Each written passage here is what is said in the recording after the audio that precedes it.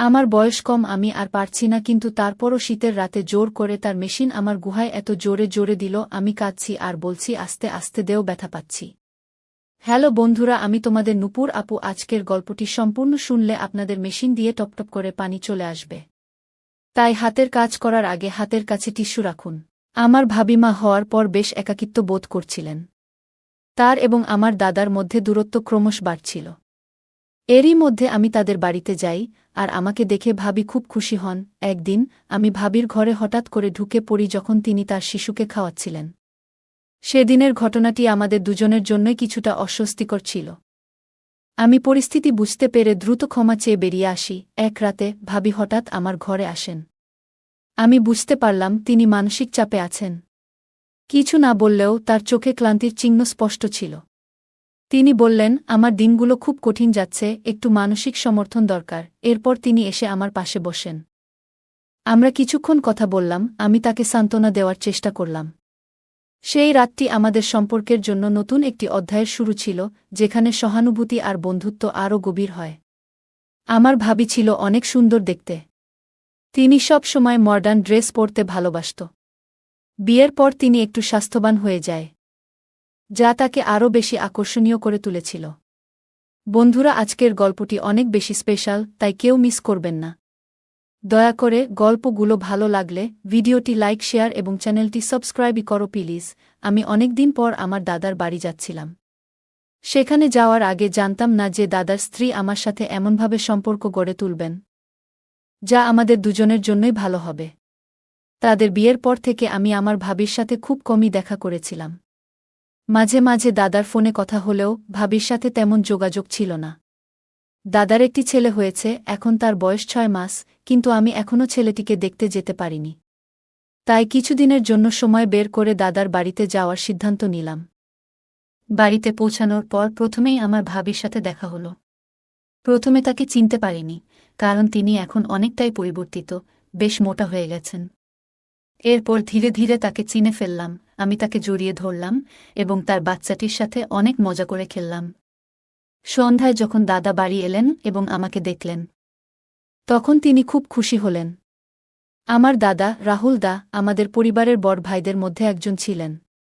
আমি ছিলাম পরিবারের সবচেয়ে ছোট চাচার ছেলে, আর রাহুল দা ছিলেন সবচেয়ে বড় চাচার ছেলে। ছোটবেলায় রাহুল দা আমাকে অনেক ভালোবাসতেন, আর পরিবারের ছোট হওয়ায় সবাই আমাকে আদর করতেন। এখন ভাবি যে আমাকে এতটা যত্ন নেবেন, তা আমি ভাবতেও পারিনি। 2 দিন দাদা ও ভাবির সাথে থেকে আমি বাড়ি ফিরতে প্রস্তুতি নিচ্ছিলাম। ঠিক তখনই ভাবি আমাকে থামিয়ে দিলেন। তিনি বললেন, বাচ্চা হওয়ার পর থেকে আমি কোথাও যেতে পারিনি। যদি তুমি আরও কিছুদিন থেকে যাও, তাহলে আমার কিছুটা সাহায্য হবে। তোমার দাদাও কিছুদিনের জন্য বাইরে যাচ্ছেন, তখন তুমি থাকলে আমার জন্য ভালো হবে। আমি তখনই আমার পড়াশোনার পরীক্ষা শেষ করে দাদার বাড়ি এসেছিলাম, আর ছুটিও ছিল। তাই আমি সিদ্ধান্ত নিলাম যে কিছুদিনের জন্য সেখানে থেকে যাই। ওই শহরে আমার কিছু বন্ধুও ছিল, যাদের সাথে দেখা করার ইচ্ছা ছিল। সেই দিন আমি আমার ঘর থেকে স্নান করে বের হলাম। যেহেতু দাদার বাড়িতে থাকার পরিকল্পনা করিনি, তাই বেশি কাপড়ও সাথে আনিনি। আমি দাদার টি-শার্ট খুঁজে বের করার জন্য তার ঘরে যাওয়ার সিদ্ধান্ত নিলাম। ভাবিকে সেখানে কোথাও দেখলাম না, আর দাদাও তখন ঘরে ছিলেন না। মনে হলো ভাবি হয়তো রান্নাঘরে ব্যস্ত, আর দাদা কোথাও কাজে ব্যস্ত ছিলেন। ভাবিকে কাজ থেকে ডেকে আনা ঠিক মনে করলাম না। সাধারণত সবার কাপড় আলমারিতে থাকে, তাই আমি নিজেই দাদার একটি টি-শার্ট নিয়ে নেওয়ার সিদ্ধান্ত নিলাম। আমি দাদার একটি টি-শার্ট পরে নিলাম এবং আয়নার সামনে দাঁড়িয়ে নিজের চুল ঠিক করতে লাগলাম। কিছুক্ষণ পর হঠাৎ পেছন থেকে একজন আমাকে জড়িয়ে ধরলেন। ভাবি হয়তো ভুল করে আমাকে দাদা মনে করে আলিঙ্গন করলেন। আমি দ্রুত তার হাত থেকে নিজেকে ছাড়ানোর চেষ্টা করলাম, কিন্তু তিনি তখনও আমাকে ছাড়তে চাইলেন না এবং আরও শক্ত করে জড়িয়ে ধরলেন। ঠিক তখনই দাদা ঘরে ঢুকলেন এবং ভাবিকে আমাকে জড়িয়ে ধরতে দেখে তার চোখ বিস্ময়ে বড় হয়ে গেল। দাদাকে দেখে ভাবি হঠাৎ পেছনে সরে গেলেন এবং বললেন, তুমি যখন দরজায় দাঁড়িয়ে আছো, তবে তিনি কে? আমি তখন ঘুরে দাঁড়ালাম, আর ভাবি আমাকে দেখে হতভম্ব হয়ে বললেন, তুমি তো রাহুলের টি-শার্ট পরে আছো, তাই চিনতে পারিনি। দাদা এবং আমি দুজনেই এই ঘটনাটি মেনে নিলাম, কারণ আমরা বুঝতে পেরেছিলাম এটি নিছক একটি ভুল বোঝাবুঝি। এরপর দাদা আর কিছু না বলে ঘর থেকে বেরিয়ে গেলেন, আর আমিও সেখানে থেকে সরে এলাম। আমি ঘর থেকে বেরিয়ে যাওয়ার সময় ভাবি আমার দিকে তাকিয়ে মৃদু হাসলেন। ভাবি কি বোঝাতে চাইছিলেন তা তখনও বুঝতে পারলাম না। দুপুর থেকেই দাদা বাইরে যাওয়ার প্রস্তুতি নিচ্ছিলেন, কারণ রাতে তার ফ্লাইট ছিল। রাত ৯টার দিকে তিনি ফ্লাইটের জন্য বেরিয়ে গেলেন। এর পরের কয়েকদিন আমি, ভাবি আর তাদের ছোট সন্তান বাড়িতে একাই ছিলাম। দাদা চলে যাওয়ার পর থেকে ভাবির আচরণে কিছুটা পরিবর্তন লক্ষ্য করলাম। সেদিন রাতে তিনি বললেন বাচ্চাটি ঘুমাতে পারছে না, তাই তাকে আমার ঘরে নিয়ে এলেন। বাচ্চাটিকে আমার কোলে রেখে তিনি একটু কাজ সেরে আসবেন বলে চলে যান। কিছুক্ষণ পর বাচ্চার খেলনাটি হাত থেকে ফসকে মাটিতে পড়ে গেল। খেলনাটি তুলতে গিয়ে তিনি নিচু হলেন, আর তখন তার শাড়ির আঁচল সামান্য সরে গেল। কিন্তু আঁচল ঠিক করার চেয়ে তিনি খেলনাটি তোলার দিকে বেশি মনোযোগ দিলেন, যা দেখে আমি একটু অস্বস্তিতে পড়লাম। পরে তিনি খেলনাটি তুলে আঁচল ঠিক করে নিয়ে বললেন, আজ সারাদিন রাহুলের যাওয়ার প্রস্তুতিতে ব্যস্ত ছিলাম, খুব ক্লান্ত লাগছে। এখন একটু বিশ্রাম না নিলে ভালো লাগবে না। এখন স্নান না করলে আমার মনের প্রশান্তিও হবে না। তুমি কি একটু সময়ের জন্য তোমার ভাতিজাকে সামলাতে পারবে? আমি সম্মতি দিলাম, এবং ভাবি বাচ্চাটিকে রেখে স্নান করতে চলে গেলেন। আমি বাচ্চাটির সাথে খেলতে থাকলাম। কিছুক্ষণ পর বাচ্চাটি কান্না করতে শুরু করল। হয়তো ওর খিদে পেয়েছিল। আমি তাকে নিয়ে ভাবির ঘরে গেলাম, দেখলাম ভাবি চুল শুকাচ্ছেন। আমাকে দেখে তিনি বাচ্চাটিকে আমার হাত থেকে নিলেন। আমি ঘর থেকে বেরিয়ে আসতে যাচ্ছিলাম, ঠিক তখন ভাবি বললেন, আমার মাথা খুব ব্যথা করছে, মনে হয় না চুল ধোয়া উচিত ছিল। ভাবি মাথা ব্যথার কথা বললেন, তাই আমি রান্নাঘরে গিয়ে তার জন্য একটু আদা চা বানিয়ে নিয়ে এলাম। নিজের জন্য ১ কাপ বানালাম, কারণ চা আমার অনেক দিনের সঙ্গী। ডিগ্রি পড়ার সময় রাত জেগে পড়াশোনা করতাম, তখন থেকেই চা পানের অভ্যাসটা লেগে গেছে। ২ কাপ চা নিয়ে ভাবির ঘরে ফিরলাম। তখন দেখলাম ভাবি বাচ্চাকে খাইয়ে দিয়ে শুয়ে আছেন। হঠাৎ চোখে পড়ল তার গাউনের কিছু অংশ একটু সরেছে। আর আমি তৎক্ষণাৎ দৃষ্টি অন্যদিকে সরিয়ে নিলাম। ভাবি আমাকে বললেন, দেবরজি, তোমার চোখ ফিরিয়ে নেওয়ার কি দরকার? তখন আমি তাকে তার পোশাক সম্পর্কে বললাম। তিনি দ্রুত তা ঠিক করলেন। আমি তার দিকে তাকালাম, এবং কিছুক্ষণ আগের ঘটনা মনে পড়ায় একটু লজ্জা পেলাম। ভাবি কোনো দ্বিধা ছাড়াই আমার সাথে কথা বলতে শুরু করলেন। চায়ের কাপ হাতে নিয়ে বললেন, তোমার বানানো চা বেশ ভালো হয়েছে। মাথার ব্যথাও যেন সেরে গেছে। চা শেষ করে আমি কাপগুলো তুলে রান্নাঘরে রাখলাম, এবং তারপর নিজের ঘরে গিয়ে ঘুমিয়ে পড়লাম। পরদিন প্রতিদিনের মতো আমি সকালবেলা ঘরের বাইরে ব্যায়াম করছিলাম। সাধারণত ভাবি সকাল ৯টার দিকে ওঠেন, তাই আমি জানতাম তিনি এত সকালে বের হবেন না। আমি প্রতিদিন সকাল ৭টায় উঠে ব্যায়াম শুরু করি, এবং ৮টার মধ্যে শরীর ঘামে ভিজে যায়। হঠাৎ ৮টার সময় ভাবি তার ঘর থেকে বেরিয়ে এলেন। আমাকে এক্সারসাইজ করতে দেখে বললেন, তুমি তো এত ফিট আছো, আমাকে কখনো এক্সারসাইজ করার পরামর্শ দাওনি কেন? বাচ্চা হওয়ার পর থেকে আমার শরীরের অবস্থা খারাপ হয়ে গেছে। আমি হেসে বললাম, কোনো সমস্যা নেই, তুমি আজ থেকে আমার সাথে ব্যায়াম করতে শুরু করো। তারপর ভাবি শার্ট ও প্যান্ট পরে এলেন, যাতে তাকে একটু অন্যরকম লাগছিল। আমি নিজেকে সামলে নিলাম এবং ভাবিকে ব্যায়ামের ধাপগুলো শেখাতে লাগলাম। এইভাবে আমাদের মধ্যে কথাবার্তা আরও বেড়ে যেতে লাগল। মাঝে মাঝে ভাবি হঠাৎ দুপুরে আমাকে তার ঘরে ডেকে পাঠাতেন, যাতে তিনি কোনো সাহায্য বা পরামর্শ নিতে পারতেন। এরপর একদিন আমার এক বন্ধুর ফোন এলো, যে এই শহরেই থাকত। তাকে বললাম যে আমিও এই শহরে আছি, এবং সে আমাকে দেখা করতে জোর করতে লাগল। যখন আমি বন্ধুর সাথে ফোনে কথা বলছিলাম, ভাবি আমার পাশেই বসেছিলেন। আমি বাইরে যাওয়ার কথা বলতেই তিনি আমাকে থামিয়ে বললেন, এখন তো আমরা দুজনই বাড়িতে আছি, তাই তুমি তোমার বন্ধুকে এখানে ডাকো। আমি তোমাদের জন্য ভালো কিছু খাবার তৈরি করব। আমি আমার বন্ধুকে বাড়িতে আসার জন্য ঠিকানা দিলাম, এবং ভাবি সেদিন আমাদের জন্য নিজ হাতে খুব সুন্দর কিছু খাবার তৈরি করলেন। আমার বন্ধু সুনীল এলে ভাবি তার সঙ্গে বেশ ভালোভাবে কথা বললেন। কিন্তু সুনীল চলে যাওয়ার পর ভাবি বললেন, তোমার এই বন্ধুকে ভালো লাগেনি। তার চোখের দৃষ্টি কিছু ঠিক ছিল না। মহিলারা পুরুষদের দৃষ্টিভঙ্গি ভালোভাবে বুঝতে পারেন, আর ভাবি হয়তো সঠিকভাবেই সেটা ধরতে পেরেছিলেন। আমি ভাবিকে আশ্বস্ত করলাম, ঠিক আছে, আজ থেকে আমি তার সাথে শুধু বাড়ির বাইরে দেখা করব। আর কখনো তাকে বাড়িতে ডাকব না। সেই রাতেই বাচ্চাটি খুব কান্নাকাটি করছিল, আর ভাবিও বেশ ক্লান্ত লাগছিলেন। আমি শিশুর কান্নার শব্দ শুনে ভাবির ঘরে গেলাম। তার হাত থেকে বাচ্চাটিকে নিয়ে কোলে নিয়ে শান্ত করার চেষ্টা করলাম। তখন ভাবি বললেন, ভাই, আপনি আমার আর আমার বাচ্চার যত্ন কেমন করে করছেন? রাহুল তো বাচ্চা কান্না করলে পাশের ঘরে গিয়ে ঘুমিয়ে পড়ে, কিন্তু আপনি আপনার ঘুম নষ্ট করে আমাদের পাশে এসে দাঁড়ালেন। তার চোখে জল দেখা গেল। ভাবি বললেন, আমার পেটে অনেক যন্ত্রণা হচ্ছে, আমি ভেবেছিলাম তার জন্য কিছু গরম পানীয় তৈরি করে আনব। তখনই তিনি আমার হাত ধরে বললেন, কিছু আনার দরকার নেই। এটা আমার শারীরিক সমস্যার কারণে হচ্ছে এবং আগামী কয়েকদিন এমনটাই চলবে। ভাবি হঠাৎ করে তার মাথাটা আমার কাঁধে রাখলেন। আমি বুঝলাম, সম্ভবত তিনি বেশ ক্লান্ত আর অসুস্থ বোধ করছেন। বাচ্চাটাও তাকে সারাদিন বিরক্ত করেছে। তাকে আরাম দিতে আমি তাকে বিছানায় শুইয়ে দিলাম এবং মাথায় আলতো করে হাত বোলাতে লাগলাম। কিছুক্ষণ পর ধীরে ধীরে তার মুখে আরামের ভাব ফুটে উঠল।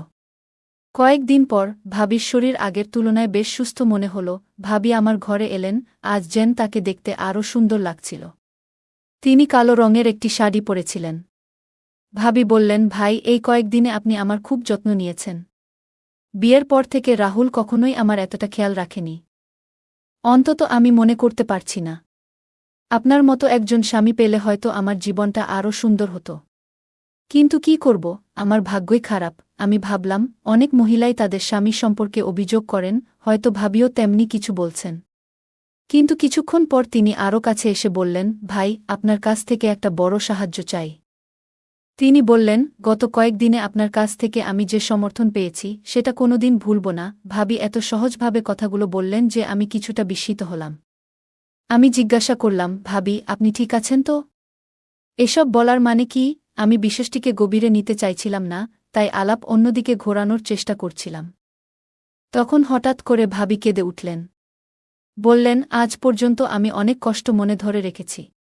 আজ আপনার সামনে সব কিছু খুলে বলতে ইচ্ছে করছে। ভাবি বললেন, তোমার ভাই অনেক দিন ধরে অসুস্থ, আর তার প্রভাব আমাদের ছেলেও সহ্য করছে। জন্ম থেকেই আমার সন্তান দুর্বল। তোমার ভাইয়ের অসুস্থতার কারণেই এমনটা হয়েছে। যদি গাছের শিকড় দুর্বল হয় তাহলে ডালপালা কি শক্তিশালী হতে পারে? আমি অবাক হয়ে বললাম, ভাবি, তুমি এসব কি বলছ? তোমার কথাগুলোর মানে পুরোপুরি বুঝতে পারছি না। ঠিক তখনই ভাবি আমার দিকে ফিরে আবেগপ্রবণ হয়ে বললেন, ভাই, আমাকে বিশ্বাস করো। আমি মিথ্যা বলছি না। এরপর তিনি তার ঘরে গিয়ে আমার ভাইয়ের কিছু মেডিকেল রিপোর্ট নিয়ে এলেন। বললেন, তোমার ভাইয়ের অসুস্থতা সম্পর্কে তুমি জানোই। আমার সন্তানও খুব অল্প বয়সে নানা সমস্যায় ভুগছে, আর আমি নিশ্চিত নই সে কতদিন সুস্থ থাকবে। এখন আমাদের কাছে খুব বেশি সময় নেই। তাছাড়া তোমার ভাই তো বাড়িতেও নেই। ভাবি আমাকে গভীরভাবে দেখলেন এবং বললেন, তুমি তো বুঝতে পারছ, এই পরিস্থিতিতে একজন মায়ের কত কিছু চিন্তা করতে হয়। তিনি সাহায্যের জন্য অনুরোধ করলেন। আরও বললেন, আমার এমন এক সন্তানের প্রয়োজন যে সুস্থ এবং শক্তিশালী হবে। আমি জানি তোমার ভাইয়ের থেকে সেটা সম্ভব হবে না। ভাবিকে তখন খুব চিন্তিত দেখাচ্ছিল। আমি একবার তাকিয়ে দেখলাম, তার মধ্যে এক ধরনের বিশেষ কিছু ছিল যা আগেও আমার মনে কল্পনা এসেছে। যেন তিনি একজন খুবই সুন্দর এবং গুণী মহিলা আমার সামনে দাঁড়িয়ে আছেন। আমি মনে করলাম, এই সময়ে তাকে মানসিকভাবে সাহায্য করা দরকার, এবং তাই তার পাশে থাকার সিদ্ধান্ত নিলাম। আমরা সেই রাত কিছুক্ষণ কথা বললাম, একে অপরকে বুঝতে চেষ্টা করলাম। ঠিক তখন পাশের ঘর থেকে শিশুর কান্নার আওয়াজ পেলাম। আমরা দুজনেই শিশুটির যত্ন নিতে উঠে গেলাম, কিন্তু আমার মনে হচ্ছিল এটা ঠিক হবে না। তাই আমি ভাবিকে বললাম যে সে যেন বাচ্চার দিকে একটু নজর রাখে। এরপর আমি গভীর ঘুমে ঢলে পড়লাম। যখন ঘুম ভাঙল তখন সকাল হয়ে গেছে। আমি ঘুম থেকে উঠে দেখি ভাবি আমার পাশে বসে আছেন। তিনি এখনও সেই একই নাইট ড্রেসে ছিলেন। মনে হলো তিনি রাতে একটুও ঘুমাননি, কারণ আমি উঠতেই ভাবি আমার সামনেই আছেন। তিনি হেসে বললেন, ভাইজা, আপনি তো আমাকে ভালোভাবেই বোকা বানালেন। আপনি রাজি বলার পরেও সরাসরি ঘুমিয়ে পড়লেন। আমি তখন তাকে আলতো করে বললাম, আমাদের জন্য সময় আছে, মাত্র একটা দিন নয়, সামনের 15 দিন আমাদের জন্যই রয়েছে।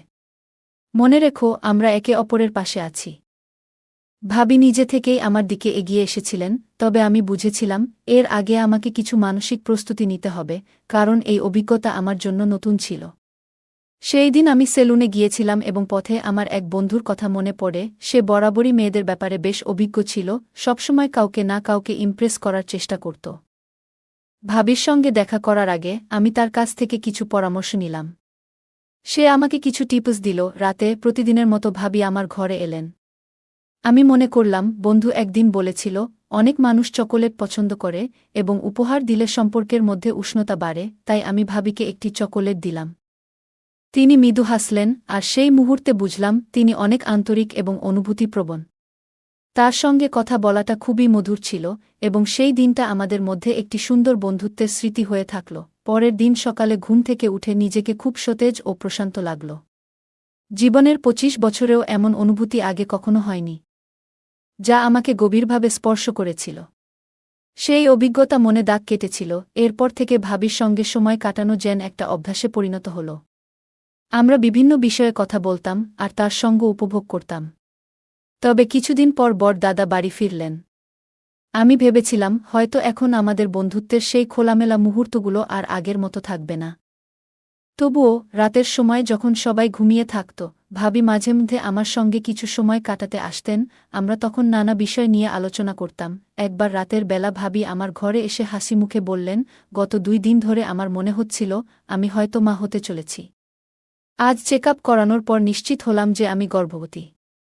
দেবরজি, আপনি বাবা হতে চলেছেন আর আমি মা। আমি ভাবিকে অভিনন্দন জানালাম। তখন ভাবি বললেন, দেবরজি, শুধু অভিনন্দন দিলেই হবে না। যখন এই সন্তান আপনার, তখন তার দায়িত্বও আপনাকেই নিতে হবে। আমি অবাক হয়ে বললাম, দায়িত্ব? কিসের দায়িত্ব? ভাবি তখন বললেন, আপনাকে আপনার সম্পত্তির অর্ধেক অংশ এই সন্তানের নামে করতে হবে। ভাবির কথা শুনে যেন আমার পায়ের নিচ থেকে মাটি সরে গেল। আমি বললাম, ভাবি, আপনি কি বলছেন? আমার নামে তো ১ টাকাও নেই। ভাবি কিন্তু আমার কথা মানতে রাজি নন। তিনি বললেন, আপনি যতই অস্বীকার করুন, আমি জানি আপনার নামে কত সম্পত্তি আছে। যদি আপনি আমার কথা না মানেন, তবে আমাকে সবকিছু আপনার দাদাকে জানাতে হবে। এরপর আপনার পরিবারের সামনে কিভাবে বদনাম হবে, তা আপনি নিজেই দেখবেন। আমি বললাম, ভাবি, আপনি এই বাড়িতে মাত্র ২ বছর আগে এসেছেন। আর এই ২ বছরে আমি আপনাকে কোনো বড় পারিবারিক অনুষ্ঠানে দেখিনি। তাহলে আপনি আমার সম্পত্তি সম্পর্কে কিভাবে জানলেন? ভাবি আমার প্রশ্নের মুখে কিছুটা অসহায় হয়ে গেলেন।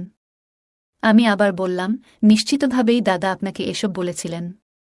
কিন্তু ভাবি, আপনার কাছে যত সম্পত্তিই থাকুক না কেন, কয়েক বছরের মধ্যে সেটা কোনো কাজে আসবে না। সে শুনে খুব চিন্তায় পড়ল।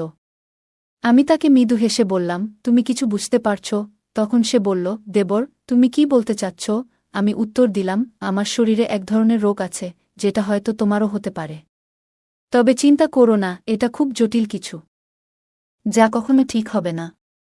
আর কিছুদিন পরেই আমি মারা যাব, সাথে তুমিও। তাই আমি আমার সম্পত্তির এক অংশ তোমার নামে লিখে দিতে চাই। সে তখন খুবই অবাক হয়ে গেল। তার মুখ লাল হয়ে উঠল এবং বলল, এই কি বিপদে পড়লাম আমি। তারপর সে তার স্বামীকে জোরে জোরে ডাকতে শুরু করল। দাদা সঙ্গে সঙ্গে ঘরে চলে এলো, যেন বাইরে দাঁড়িয়ে সবকিছু শুনছিল। তখন ভাবি তার স্বামীকে বলল, আমি সম্পত্তির জন্যই তোমার ভাইয়ের কাছে এসেছিলাম, কিন্তু আমি জানতাম না যে তার শরীরে এই ধরনের সমস্যা রয়েছে। এখন আমাকে কি করতে হবে? এরপর দাদা আর ভাবির মধ্যে তর্ক শুরু হয়ে গেল। আমি সব বুঝতে পারছিলাম যে ভাবির পরিকল্পনাটি সঠিকভাবে সফল হয়নি। ভাইয়ের সাথে ভাবির প্রথম পরিচয় এবং এরপর যা ঘটেছিল, সবকিছুই এখন পরিষ্কার হয়ে গেল। সে খুব লোভী, আর সেই কারণেই ভাইয়া তার থেকে দূরে সরে গিয়েছিল। তার স্বার্থ ছাড়া সে কারো কাছে আসে না। রাহুল ভাই আমাকে শুধু ভাবির ব্যাপারে সতর্ক করেছিল। কিন্তু সেদিন রাতে দাদার আসল চেহারাটাও আমার সামনে উন্মোচিত হল। তারা দুজন মিলে আমাকে ঠকিয়ে আমার সম্পত্তি হাতিয়ে নেওয়ার পরিকল্পনা করেছিল। আমি দাদাকে বললাম, দাদা, তুমি এতটা নিচে নামতে পারবে তা আমি ভাবতেও পারি।